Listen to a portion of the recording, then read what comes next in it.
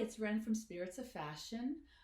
The other day I did an event for an independent senior living community in Rutland, Vermont, and I talked about the history of women's underwear. I had a great audience that day, and I thought it would be fun to just highlight some of the pieces that I showed my audience. So let's get started.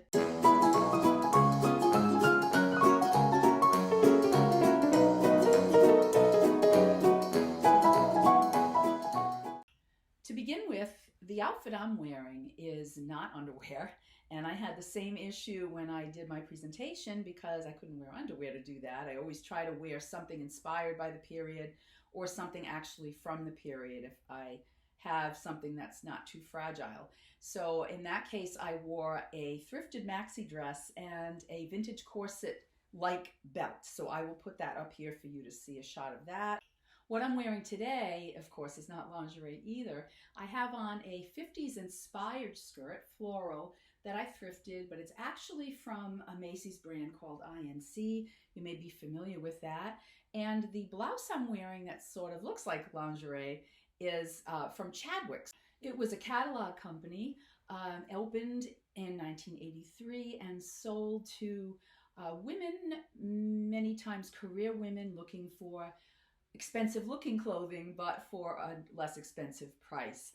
This is a piece from that catalog collection. I remember buying from them from time to time when I was younger. But it's fun, and it sort of reminds me of bed jackets from the 50s, where ladies would cover their nightgowns if they were receiving guests. Let's say they just had a baby and they were in the hospital. They were going to have a visitor. They wanted to look nice, so they would put this really nice lingerie looking bed jacket on. It was very fancy. I'll put a shot up there for you to see what those look like. So I'm going to just start with a few pieces that I talked about. Of course, I started from ancient times and talked about the loincloth, which was called the perizoma, way back in ancient times. And then we moved through the Middle Ages and the Renaissance. Obviously, I don't have actual pieces from those periods. It's way too long ago. If there's anything that still exists, it's in museums. But I do have 20th century and even 19th century pieces that I'm going to show you today. So let's start with the earlier pieces, and I'm going to just talk about the bustle period. The bustle period was from the 1870s and into the 1880s, but the bustle period changed a few times. So the style of the bustle initially was sort of like a manipulation of fabric. And think of like when you use curtains as window treatments and you need to sort of manipulate that fabric to make it poofy and fancier looking. Well, that's what they did with the skirts in the 1870s, so that the back sort of looked like a waterfall effect. And it did, of course, accent the rear end, and that was the whole idea of it. And I love that period. It's pretty much one of my favorite periods ever. And at that period, the bustle probably would have looked like this. This is a real bustle from the 19th century. It's coiled wire steel here. And what it would do is go around the waist. Of course, these women would have corsets on. And, oh no, it's starting to tear away a little bit.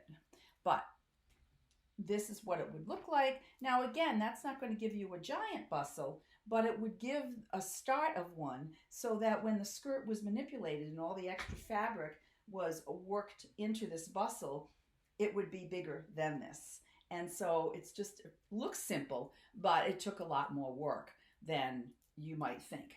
So this was the start of the structure, and then they used the fabric as the rest of it to make it quite a large looking rear end, which was the style at the time. The next period of the bustle was late 1870s into the early 1880s, and it was a completely different look. What happened pretty much was that the fullness of the skirt, which was in the back, started to travel down, and it kept going until it was sort of behind the knees. So there would be some manipulation of fabric down there, which would be maybe ribbons, bows, pleating, and I'll show you a picture of what that would look like. And over that would be worn what was called a cuirass bodice. which looks like a very tight fitted jacket and went over the hips, sort of like my blouse does. So very tight fitting. And then below that is where some of that fullness would start to show in the back of the skirt. And that often would be considered a bustle, even though you're not looking at the rear end as the main part of the fullness, so to speak. Another way to manipulate the skirts and form a bustle was called the lobster tail bustle, because it sort of looked like that. And I have one here, and it's very interesting. It does have all of this, this boning inside here, right here towards the bottom of the skirt. And what happens is when the woman would put it around her, let me see if I can get this around me, around the waist, you would see this. It's hard for me to show you because I don't have the screen that I need, but it would form a lobster tail, and I'll show you that by manipulating it this way. So you start to see this happening. Okay, so that was another way that the bustle would have been formed, by using this type of garment, which was almost like a petticoat with boning near the bottom to form that fullness and form a train at the end of the skirt. And then the last period was in the mid 1800s, 1885, 1886, right around there. There was another type of bustle that was much more rigid. It looked like a shelf, and it almost looked like you could put a tray of tea on there because it was so flat. And that was, let me grab the bustle here. That was formed by this little creature right here. So this is a metal bustle from the 1880s. And again, just like the others, it would go around the waist. Oh, these are very old tapes here, so it's going to take me a minute. And let me see if I can just pretend that it fits. Go around here, and then this would have actually stuck out a little bit more and been rigid like that. And that would have given that appearance of a flat shelf in the back at the rear end of the lady. So those are the few things I talked about when I discussed the bustles of the 1870s and 80s. And then I moved through, talked about the later 19th century into the early 20th century. Lots of petticoats were discussed. We did talk about corsets in general as well. One thing I'm still looking for is a real corset from the 1800s or the early 1900s. And I don't yet have one of those. Please leave a comment below if you know anyone who has one that I can buy from them. I know I could buy them online, but I'd like to know a little bit more about the period from the person who's selling it to me. So if you do know, let me know in the comments. I need one of those badly. And then I talked, of course, about how after World War II, the utilitarian styles of that war period and the restrictions they had, once the war ended and Christian Dior came out with his new look and fashions changed again into much more of an hourglass shape again. So the breasts were prominent again, the shoulder was softer, no more shoulder pads, and the hips were even highlighted with either a very full long skirt or a very, very narrow skirt, which we now call a wiggle skirt or wiggle dress. And so the whole hourglass figure was back in fashion. And so even though they didn't call them corsets anymore, they were now called girdles, and they were made with lighter fiber. Nylon was a fairly new fiber that had been used in the war, and it's very strong, it's very light, it's the first real synthetic fiber, and it would be used for undergarments, for foundation garments, and supposedly it was more comfortable than what the women had been used to wearing prior to that. I do have an actual 1950s girdle that looks like a corset. It's so cool, and it's beautiful fabric. Hopefully you can see that. It's a damask fabric here, and it's a very light shell pink. And the tag says a Charmode Comfort, made in the USA, Sears Roebuck. So it's from the Sears company. A woman might have ordered it from the catalog, but the back laced up. So you can see how it would lace, and it could be tightened to the lady's figure. It is boned, and does have, of course, these elastic garters right here. So this would have been very romantic looking girdle for the 1950s because it did look like a corset, even though it technically was not. And I just love it because it's still in such great condition after all this time. And then the last piece, not the last piece, I'm going backwards to the 1930s. I meant to do this earlier.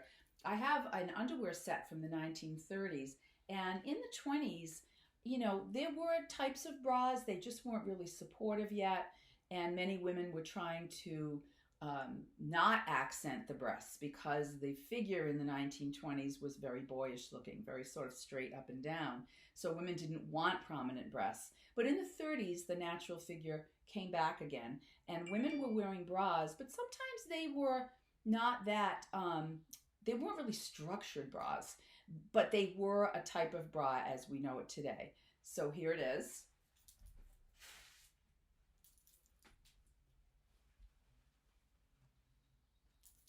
Okay. This is a bra from the 1930s. Again, that's shell pink, really pretty shell pink. And it does have hooks and eyes in the back. You can see that.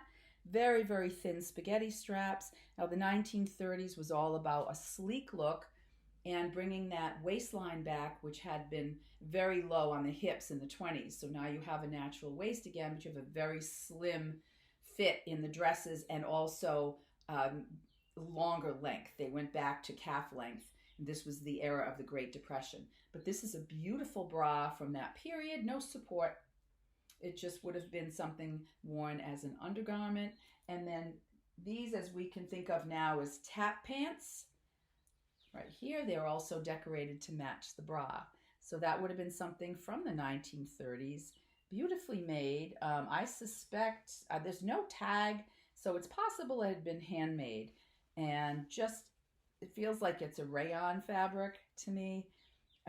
Very, very nice. Rayon was used quite a bit in the 30s, so that would make sense. So not silk, but artificial silk, which is what rayon actually was called back then. And then the last piece, this time I mean it, last piece for the video, is a 1960s slip for mini skirts. So the 60s, I'm jumping around, I know, but in the 60s, of course, the skirts became much, much shorter after the long lengths of the 50s. You had the youthquake and a movement out of London bringing very girlish looks and very short skirts over here to the US. And the colors were much more fun too. You started to see more florals, sometimes some psychedelic prints, which were wild colors. And this is a slip that perfectly fits that description, and it's short enough to be worn under a short skirt. Even in the 60s, I remember wearing these shorter skirts, and it was not okay to ever have your slip show. You know how nowadays younger people wear slips as dresses, as a slip dress, but back then slips were slips. They were meant to be undergarments, not worn as an outer garment. But this is a very pretty one, and I got this from one of the vendors and a friend of mine from our old store, Nostalgia. And she always tries to find things for me that she knows that I don't yet have, and she's always right. So this is Warner, still has the tag on it. And I think that is so cool.